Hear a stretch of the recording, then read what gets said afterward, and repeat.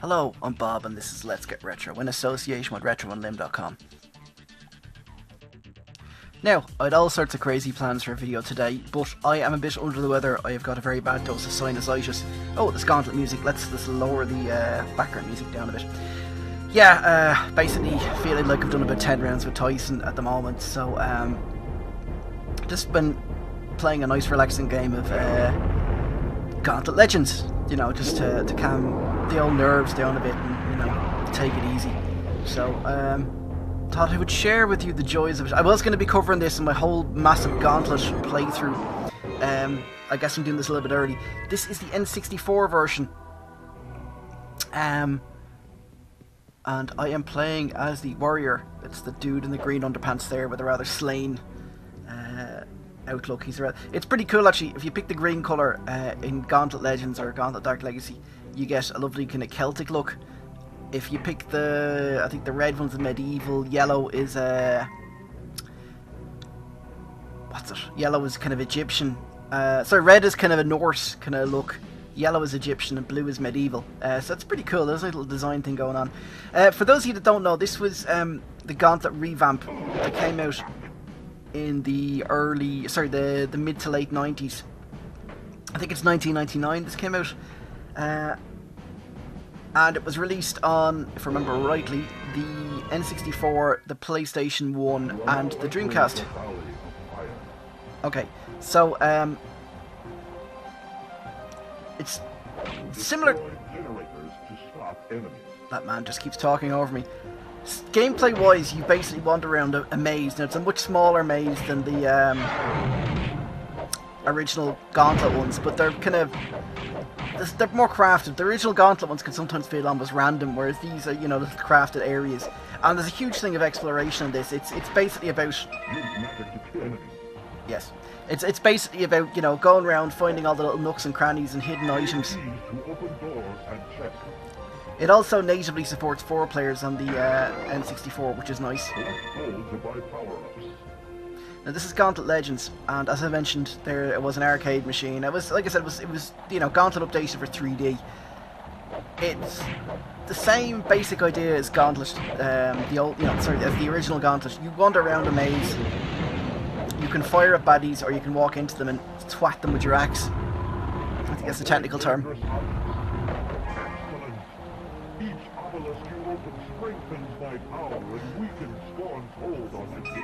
There's a little kind of are we still talking? There's a little storyline that, I don't know, a wizard conjures up a bad demon dude, and his brother called Sumner, which has nothing to do with Gordon Sumner, which is Sting's real name. Maybe it is, maybe that's what Sting did in between, you know, the police and his solo stuff when he wasn't off saving the rainforest, that guy with the CD in his lip. But yeah, basically Sumner, the summoner,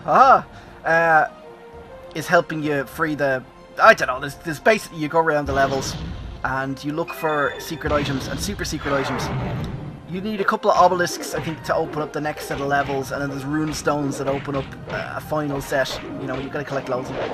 Anyway, as I started saying about half an hour ago, you've got a couple of different attacks. You got the potion that I've just wasted there, which I should have kept for death. You've got your regular attack, and you've got a turbo attack, and holding down turbo attack and fire does a super attack. And there's 2 different levels. If you can see the green just on the right hand side of the screen, down above my health, there's a little bar, and there's 3 sections to it, and when it fully fills up and you do your super attack, it will unleash all sorts of lovely hell on the bad guys. If you wait, yeah, there you go. So just pressing it when it's half full does a lower attack, and pressing it when it's practically empty doesn't really do very much. Scares the guys a little bit, scares the bad guys a little bit. You save keys to open doors and chests, just like Gauntlet. You've got some power-ups that you can actually, when you pick a power-up, you start using it, but you can put it aside. You can stop using it and keep it for later use, or you can actually sell it on, which is nice. And you earn gold, and you can use that to buy points and prizes. Now you use that to buy health and buy upgrade yourself. There's a leveling system as well, so as you play the game, you get stronger gradually. Every 10 levels, if I remember rightly, your luck goes up a bit. So you start having, sorry, I mean luck is in your what you're wearing, and not opposed to your whether you're lucky or not. But it does. But you basically, for example, this dude here stops just wearing lime green underpants and Ugg boots and starts getting kind of armor and things like that. Not too much now because that would ruin his whole Celtic barbarian look, but he gets a bit more armor. I think there's a shoulder pad or something. So, there's a lot of going around, tripping switches and then backtracking. But it is such a good game. I love this game. I played Gauntlet Dark Legacy, which I'll get to in a minute, on the PS2 with a missus a couple of years ago. My wife isn't really much of a gamer, but we played through it and we had great fun. She played through it, I think it was the Sorceress, and I played through it as the Barbarian Warrior dude. Gauntlet Dark Legacy, which... there you go, leveling. Gauntlet Dark Legacy, which I will get to later in the year, I'd say, is... it's kind of... It's half a sequel and half an upgrade. It basically takes the original set of levels you have with Gauntlet Legacy and then doubles them, adds a load of extra stuff. It takes the original 4 characters you have and doubles it, so you have 8 plus lots of secret characters. It takes your abilities and doubles them as well, so you've got, I think you've an extra type of fire, excuse me, and you've got, what else have you got? The levels unlock slightly differently. You basically, as you complete one level in one area, this is the fiery mountain area, you collect little crystals. If you get enough crystals, you unlock another area, and if you unlock an area, then completing the levels of it opens up the next level. So it means that you can jump, after doing 1 or 2 levels in this one, you can jump to the Plague Hills, I think it is. And, you know, it's great because it means if you get bored in one area, you can jump to the next one. And it's something Gauntlet Dark Legacy does really well. Oh, look, that's a Castlevania save. I must have a look at that. And Doom 64 as well. I haven't really done many N64 videos. I have a ton of N64 games. I worked out I have about 200 PlayStation 2 games otherwise. I really need to start doing more PlayStation. I don't even actively collect for it. But as I mentioned before, the games are so cheap. Over the last year or two, I'm picking up like, you know, 2 for €1 and, you know, 3 for €2, all this kind of stuff. So it's not a bad set of games I have.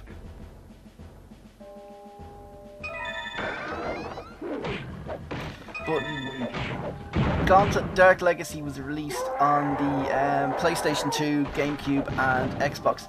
I've seen a PC version listed online occasionally, but I think it's probably just someone running an emulator for the... Oh, sorry, it was an arcade machine as well, so I think that's just someone selling a dodgy, you know, version of MAME with it included. Because it was never officially released on PC, but I have seen the odd eBay listing for it.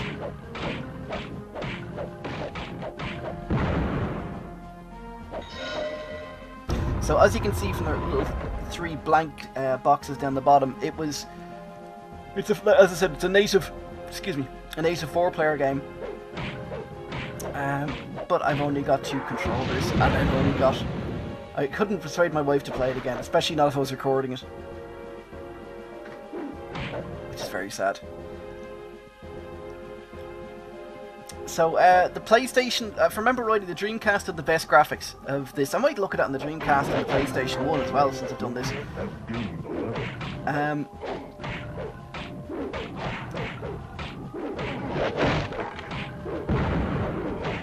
The Dreamcast had the best graphics, and arguably the PlayStation had the worst.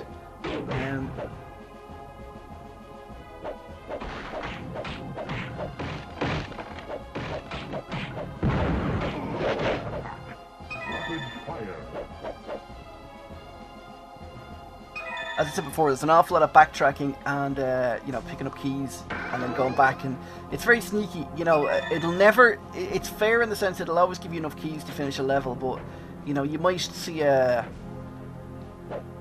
might, you know, give you, how can I put this, it may put a couple of extra, chests there to use up your keys. So the idea being you've got to bring keys with you, you know, after a while. Well, there's an obelisk. See this thing in the corner, this little statue, this is a great example of the way the game works. Oh, it's death. beat him off with a stick. A second prong of my energy is now here. A third obelisk waits for you elsewhere on this mountain. You keep your prongs to yourself, Mr. Sumner.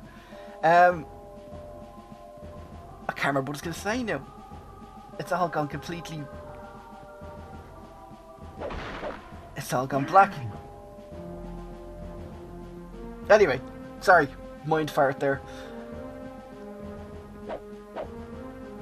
Let's look at the Conan the Barbarian dude running around. Yeah, anyway, sorry, Dreamcast, best graphics, PlayStation 1, arguably the least nice looking, and the N64 kind of sitting there in the middle. The N64 port is nice, because as I said, you've got native 4-player support, and the N64 controls are pretty nice on this. It's not one of those games where, you know, I think some N64 games, especially ones that are multi-format, you know, if the game wasn't designed around the N64 controller, you tended to be having to reach around for buttons, I've often found. But this, it feels nice. You know, it's nice controls. Analog stick moves them around, and then green and blue buttons, A and B, are fire and magic, and then the turbo button, the trigger underneath. Sorry, the turbo button is the trigger underneath, and then I think the right button activates any super magic stuff you got. Any artifacts. The yellow directional keys will, you know, cycle through them. It's quite a lot of bad guys. It's themed, by the way. You start off with these little green goblins, and depending on the generator, which is that little shack they come out of, there's like 3 or 4 different types. So as you hit the generators, it'll downgrade the ones that are coming out until eventually you kill the generator. You shut the generator down, and they all stop coming out. There's also some archers, and there's also guys throwing bombs, and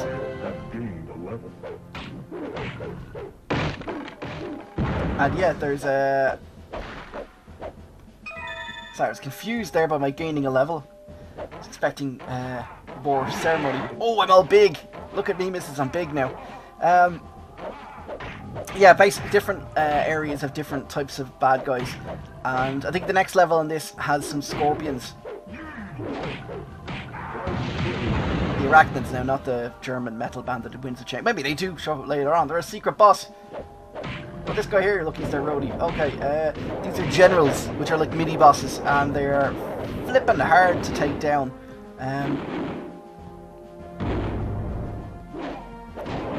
Dark Legacy gives you lovely bonuses for killing them. I think this doesn't. It just gives you the satisfaction of killing a stony dude.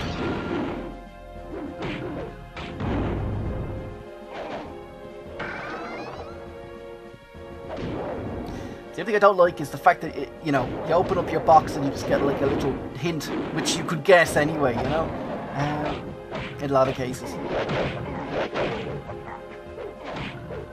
I'm totally turbo.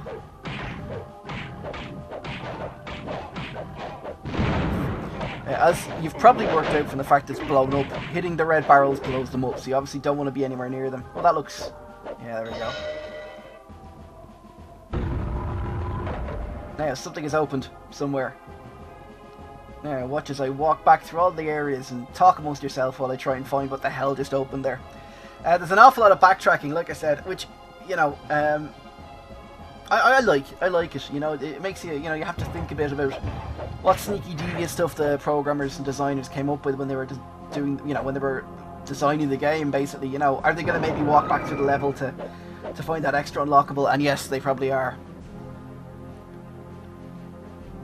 Ah, you must find a switch, but which switch?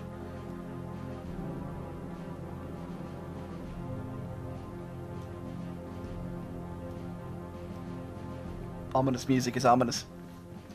So I think just to keep this under, you know, about 2 hours, I'll just finish up this level. I might come back and record. There's a bonus level, which you get.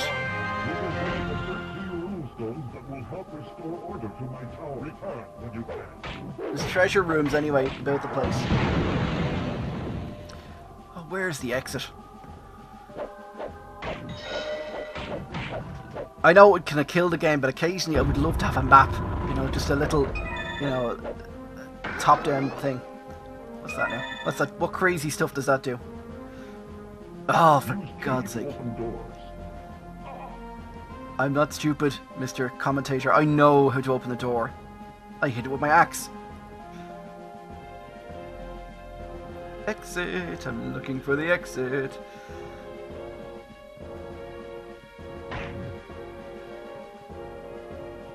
Yeah, it's a pity now that they're, you know, Gauntlet hasn't been rebooted again. I mean, there was the Seven Sorrows game, which is just abysmal. I will cover it just because I have to, but I'm really not a fan of it. It looks more like Golden Axe than... this is opened. It plays more like Golden Axe than Gauntlet. I've actually never finished it. I got about halfway through and just got bored. And then there was the DS one, which looked absolutely fantastic and was cancelled because just... I don't know. It was cancelled and they reused a lot of the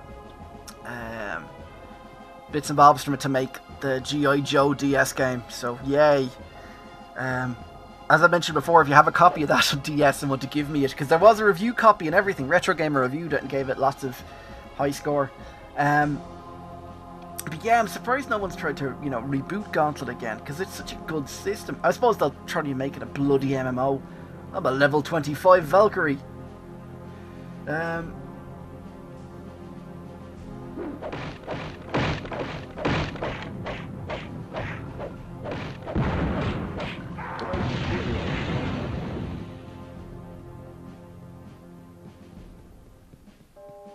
Okay, these are bomb throwers here, as I mentioned. Other levels, like I said, they've got like you know, jackals and things. There's an Egyptian level. There's a I'm trying to think now. I'm pretty more keys. I'm more familiar with Dark Legacy, but I know there's things like there's a Plague Town level, and there's a I'm pretty sure there's a medieval level and a Egyptian level.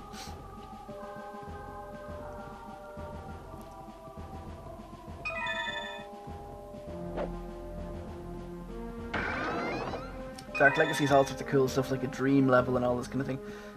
Alright, looks, this is the end. This is the end, folks. Okay, right, wait. I'm going to stop playing for a little bit because I'm feeling a bit dodge. Damn you, sinusitis. I'm going to come back anyway, and I'll just, if I can get to a treasure room or something interesting, I'll just add it on to the end of the video because we're nearly at the 18 minutes mark now. Okay, jump cut ahoy!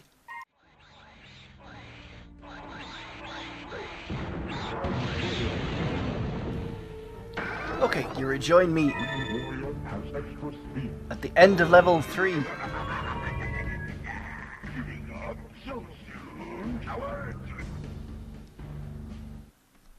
You are now entering the Gauntlet treasure room.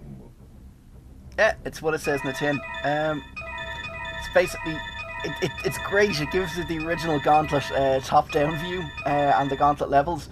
I think you I'm not 100% sure. I don't think you need to find an exit, but you can only collect so many of these jewels. They give you a bonus. I'm not sure. Like I said, there's bonuses throughout the game.